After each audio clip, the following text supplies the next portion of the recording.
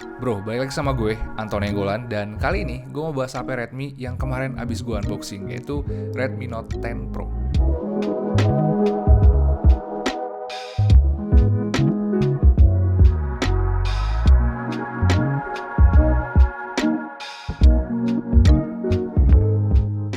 Jadi ya, dulu gue sempet seneng banget guys bahas HP Redmi. Subscriber lo pasti tau lah kalau kita dulu sering banget ngebahas HP Xiaomi di sini.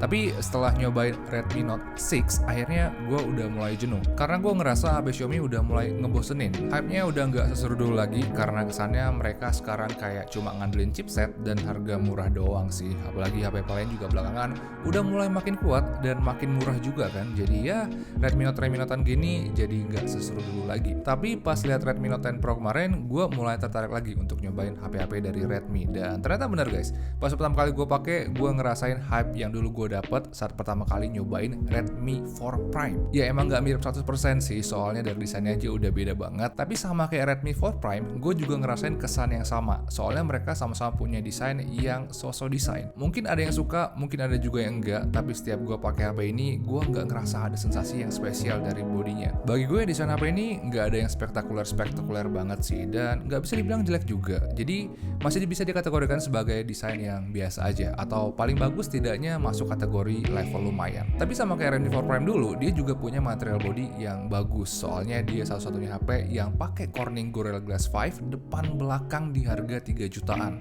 Ini lumayan meningkatkan derajat Redmi Note 10 Pro di antara HP 3 jutaan yang lain.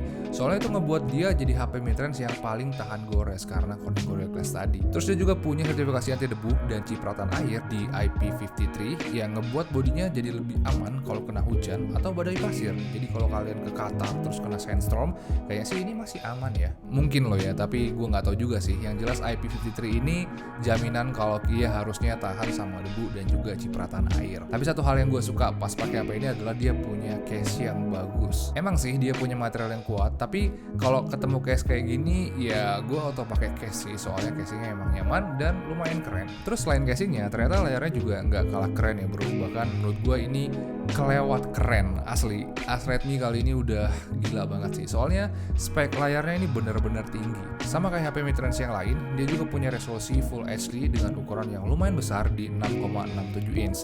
Tapi yang buat gue nggak habis pikir, ternyata dia udah pakai layar AMOLED yang punya refresh rate tinggi di 120 Hz. Jujur aja gue nggak nyangka sih bro, sekarang ada layar HP midrange yang bisa sampai ke level ini.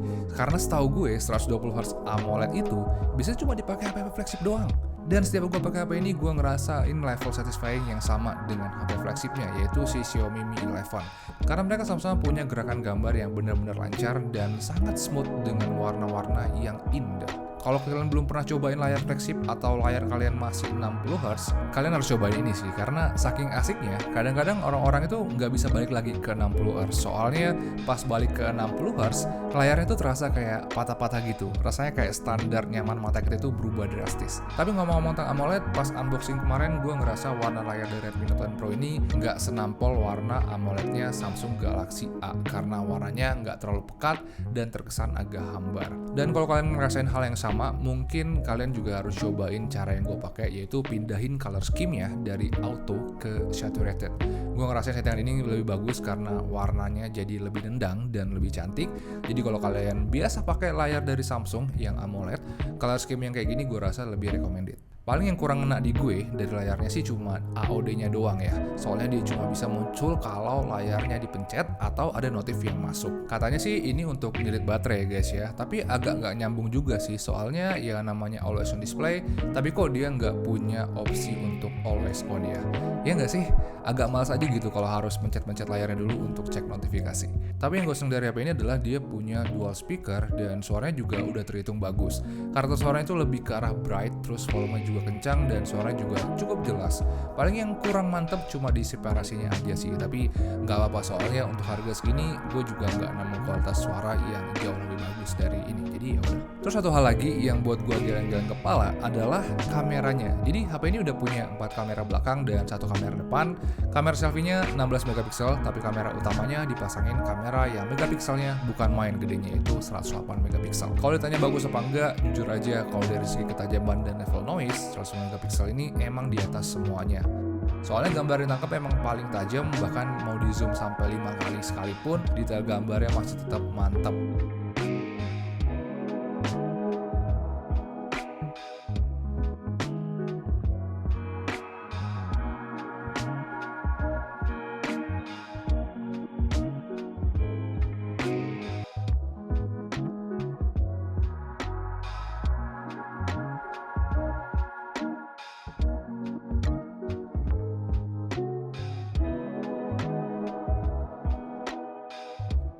Terus di low light juga nggak keteteran, soalnya dia masih bisa nangkep detail yang tinggi, warna yang oke, dan nggak terlalu terganggu oleh noise karena level noise-nya dikit banget.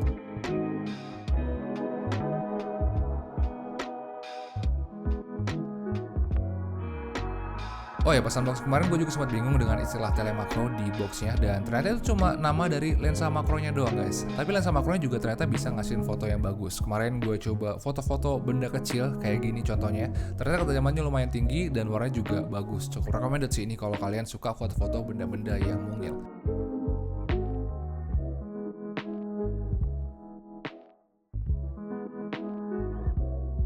Oh iya guys, ini perekaman menggunakan Redmi Note 10 Pro, resolusinya 4K 30 fps, dan sini kalian bisa lihat gimana kualitas warna, ketajaman dari suara gue. Dan tadi gue coba jalan guys, ternyata di 4K 30 fps image stabilization ya, walaupun aktif ternyata agak kurang stabil. Tapi kalau di 1080p ternyata videonya stabil banget kayak gini teman.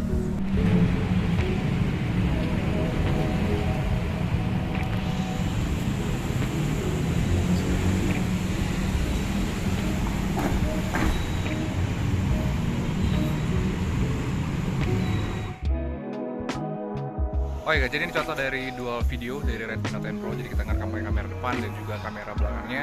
Tadi gue sedikit komen sedikit yang tentang video 4K-nya, dan menurut gue video 4K-nya tadi suaranya agak kecil. Setelah gue coba HP 3 kali ternyata nggak ada perubahan. Kayaknya mungkin ada problem di mic-nya atau software-nya, kurang tahu. Dan menurut kalian kira-kira gimana guys kualitas video dari Redmi Note 10 Pro? Langsung aja komen di kolom komentar di bawah. Terus untuk spesifikasinya sendiri, dia juga salah satu yang paling bagus. Dia pakai Snapdragon 732G, RAM 6-8GB, dan ROM 64-128GB.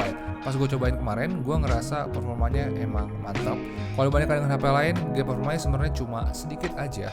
Tapi spek HP ini salah satu yang terkuat kalau dibandingkan dengan HP mid-range yang lain. Kemarin pas unboxing, gue sempat mengukur Antutunya dan ternyata dapatnya kecil banget, cuma 260 ribuan. Tapi setelah update, ternyata gue bisa dapat angka yang lebih besar di sekitar 300 ribuan. Ini nunjukin kalau hardware HP ini emang kencang, dan pas gue cobain main game juga ternyata performanya emang enak. Kemarin gue cobain main PUBG dan dia lancar-lancar aja main di settingan smooth ultra, tapi pas main di Mobile Legends ternyata gue sempat ngalamin 3 kali lag di tengah-tengah late game war, dan saat itu juga backup frame terasa lebih panas dari kebanyakan HP normal.